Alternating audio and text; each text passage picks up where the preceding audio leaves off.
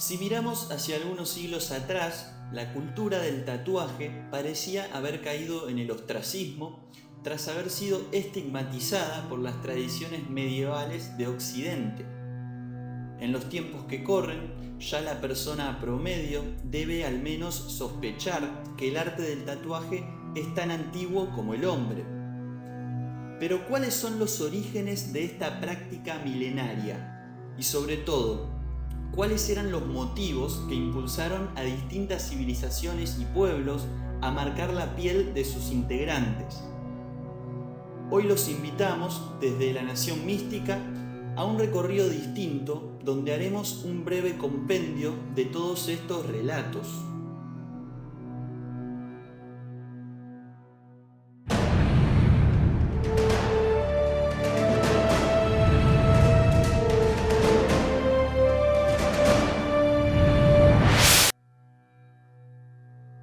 Como dijimos, la práctica del tatuaje posee orígenes que se remontan a la noche de los tiempos, de al menos 10 a 15.000 años. En términos antropológicos, tenemos evidencias de su práctica en cada uno de los continentes, los más tradicionales en los pueblos austronesios y polinesios, y hasta el otro extremo del globo, en culturas del círculo ártico, como los antiguos esquimales o los inuits, pasando por las grandes civilizaciones antiguas, como Egipto, Persia y Mesopotamia, el mundo greco-romano, la antigua China, y también extendido por muchas etnias africanas y las culturas originarias desde el norte hasta el sur de la América precolombina. Los motivos de esta práctica fueron bastante variados. Algunas atribuían al tatuaje características mágicas y rituales o medicinales, otras lo hacían por cuestiones netamente artísticas y jerárquicas, mientras que otras con fines más prácticos y, si se quiere, más oscuros, como por ejemplo marcar esclavos o prisioneros de guerra.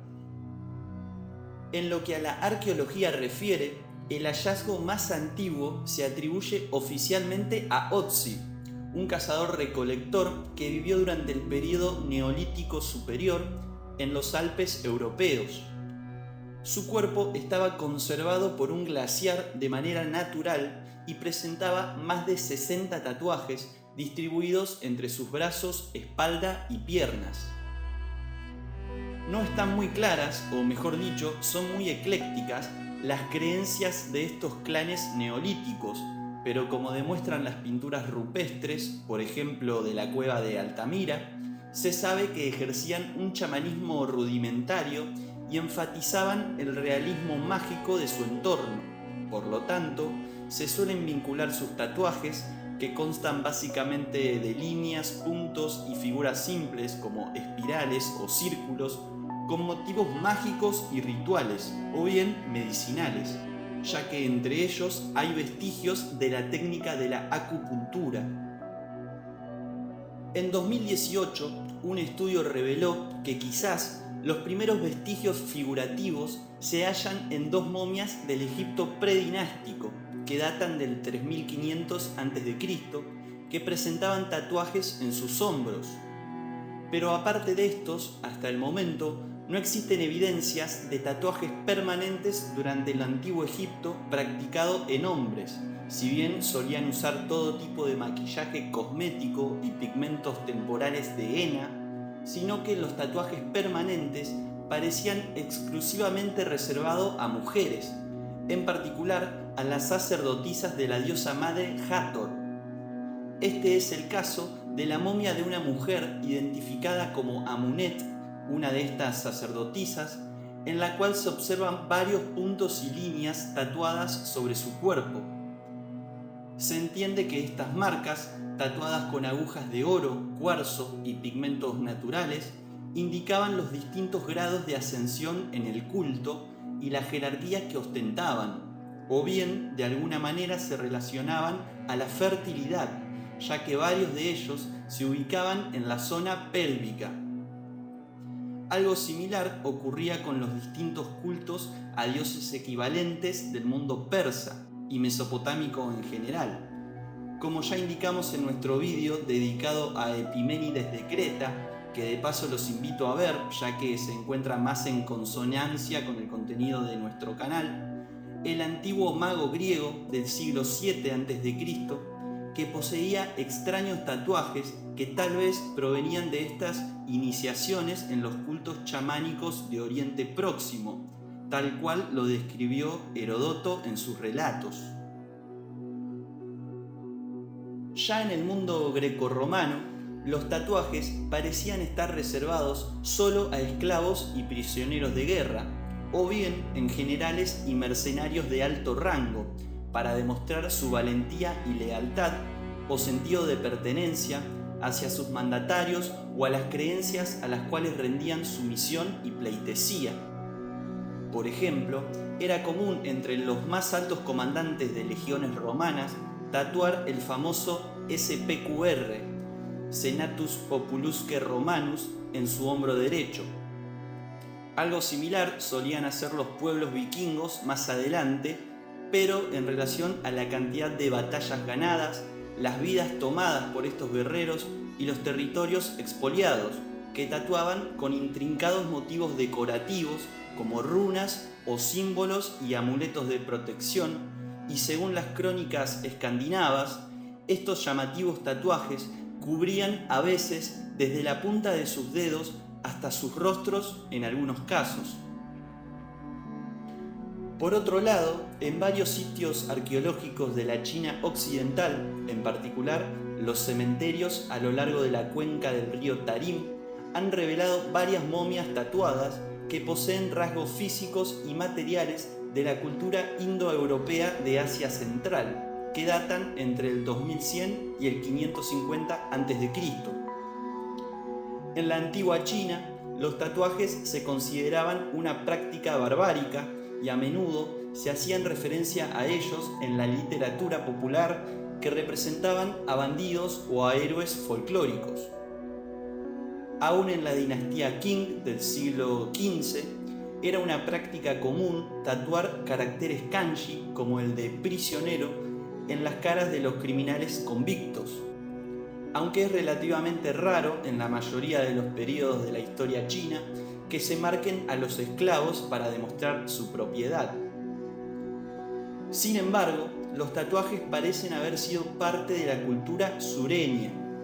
El mismo Marco Polo relató estas evidencias alegando que muchos provenían desde la Alta India para que se les pinten el cuerpo con agujas de la misma forma que había atestiguado en otras regiones, habiendo muchos adeptos a esta práctica que él llamó artesanal o autóctona. En la novela clásica china del siglo XIII, Los forajidos del pantano, también conocida como A la orilla del agua, al menos 3 de los personajes principales se describen con tatuajes que cubren casi todo su cuerpo. También, un cuarto personaje, que asesina a otro para vengar a su hermano, fue sentenciado con un tatuaje facial que describe su crimen. Por otro lado, una leyenda china relata que la madre de Xue Fei, un famoso e histórico general de la dinastía Song, tatuó las palabras "pagaré al país con pura lealtad" en la espalda de su hijo antes de que se fuera para unirse al ejército. Durante la Europa de la Alta Edad Media, el tatuaje cayó en desuso, ya que además de entrar en pugna directa con los mandatos eclesiásticos imperantes en su manera de entender el cuerpo como obra de Dios, era considerada una práctica que relacionaban con los pueblos de la antigüedad, asociados con la barbarie. Y todo esto lo digo entre comillas, ya que varios sabemos las turbiedades que se perpetraban en esos tiempos. No obstante, quienes sí tuvieron permitido tatuar su piel con una cruz en su pecho fueron los cruzados templarios, que de esta manera, una vez muertos en batalla, podían ser reconocidos como tales para rendir los respectivos honores a su causa. En fin, sigamos. Bien, la práctica tatuística alcanzó su máxima dimensión, sin dudas, entre casi todos los pueblos austronesios.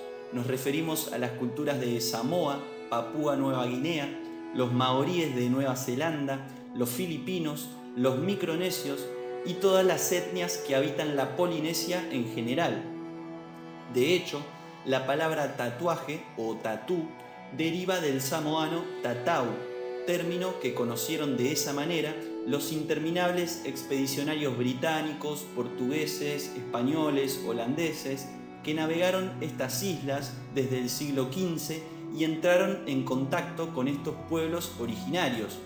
Nos referimos a importantes figuras como la del capitán Cook, Francis Drake, Magallanes, entre muchos otros. Todos estos pueblos originarios hicieron del arte del tatuaje un emblema de su cultura y en ellos plasmaban motivos cosmogónicos, mitológicos, ritualísticos, jerárquicos, como así también puramente artísticos. El tatuaje en la Polinesia fue uno de los más estilizados artísticamente y estaban diseñados con una geometría elaborada que eran embellecidos y renovados durante toda la vida hasta que cubriera todo el cuerpo. Se cree que la cantidad de tatuajes que se portaban eran en función del respeto que merecían y la jerarquía que ocupaban en su comunidad. Los maoríes, sin embargo, utilizaban sus tatuajes para la guerra y así poder asustar al enemigo. Utilizaban como herramientas para realizar los tatuajes dientes o huesos de escamas de tortugas fijados a un mango de madera que eran sumergidos en una tinta hecha a base de carbón y nuez diluida en aceite o en agua. Muchos de estos pobladores originarios fueron capturados y llevados a las principales ciudades europeas con el solo motivo de exhibirlos en público a las masas. De hecho, el oficial científico y botánico de la expedición de Cook, Sir Joseph Banks, regresó a Inglaterra con un tatuaje. Banks era un miembro muy respetado de la aristocracia inglesa y había adquirido su puesto con Cook aportando lo que era, en ese momento, la principesca suma de unas 10.000 libras a la expedición. A su vez, Cook trajo consigo un hombre tatuado de Omai, a quien presentó al rey Jorge y a la corte inglesa. Muchos de los hombres del capitán Cook, navegantes y marineros ordinarios, regresaron con tatuajes, una tradición que pronto se asociaría con los marineros en el imaginario colectivo de la sociedad y en la prensa del momento. De esta forma, los marineros y los piratas reintrodujeron la práctica del tatuaje en Europa y se extendió rápidamente hacia la mayoría de los puertos de todo el mundo. Otra cultura conocida por marcar su piel son los pobladores inuit del norte de América, parte de Alaska y Groenlandia. Según sus propias tradiciones orales, su simbología deviene del cuervo, uno de los animales tutores del hombre según su mitología, y su comportamiento al entablar luchas con el somorgujo, otra ave de la región, en cuyas riñas quedaban sus cueros marcados y dada la importancia simbólica que otorgan al cuervo, proyectaron ritualmente sus prácticas entre sus propios miembros. Sus tatuajes son un signo de madurez, sobre todo entre sus mujeres, que consideran que para pasar a la adultez es cabal pasar por este rito iniciático. Si nos vamos al corazón del África, países como Ghana, Nigeria, Etiopía o Costa de Marfil, encontramos similares ritos de iniciación entre sus distintas etnias, pero a través de una técnica distinta, la escarificación, que consta de incisiones directas en la piel que dejan una marca indeleble de tejido muerto y cuyo proceso controlado permite elaborar distintos diseños. Esta práctica fue también extendida entre los propios mayas, los incas y otras culturas también de Oceanía. Para Joseph Campbell, mitólogo estadounidense, la escarificación y los tatuajes son auténticos rituales ancestrales que en la mayoría de los casos van acompañados del dolor que simboliza el paso de la adolescencia a la adultez. De esta forma, a medida que el mundo se fue abriendo y las sociedades occidentales fueron entablando contacto con estas culturas y aprendiendo de ellas, la práctica tatuística experimentó un progresivo resurgimiento entre los occidentales a finales del siglo XIX y principios del XX. El mismísimo zar Nicolás II lucía un dragón japonés en su antebrazo derecho, como así también otras figuras importantes, tanto masculinas o femeninas, de la realeza europea, principalmente la inglesa, lucían sus propios tatuajes en plena era victoriana. Si bien es cierto que en un principio los ciudadanos europeos o norteamericanos que tatuaban sus cuerpos eran exhibidos como auténticos freaks o artistas de feria, cuando había empezado a emerger el negocio de los circos ambulantes. No fue sino hasta el año 1890 cuando el artista británico Sutherland MacDonald estableció legalmente la primer casa o estudio de tatuajes, quien además patentó la primer máquina eléctrica que él mismo confeccionó y es la antecesora de las actuales máquinas tatuadoras. En esta galería se exponen algunos de sus trabajos.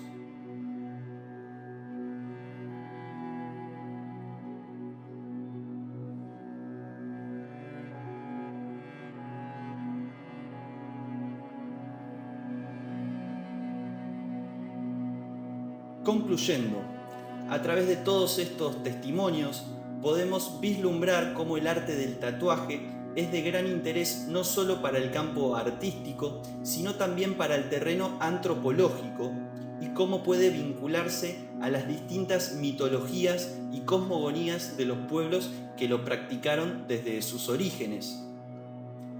Espero que hayan sacado jugo de este breve compendio de relatos y si les interesan este tipo de temáticas, los invitamos a sumarse a la Nación Mística, suscribiéndose al canal y activando la campanita para recibir notificaciones, reconociendo esta investigación, dejando sus buenos likes y compartiendo este contenido. Y sigan sintonizados que se vienen importantes informes de data dura. Esto es todo por esta vez. Muchas gracias por tu tiempo. Nos despedimos y les recordamos que el crecimiento es hacia adentro o no será.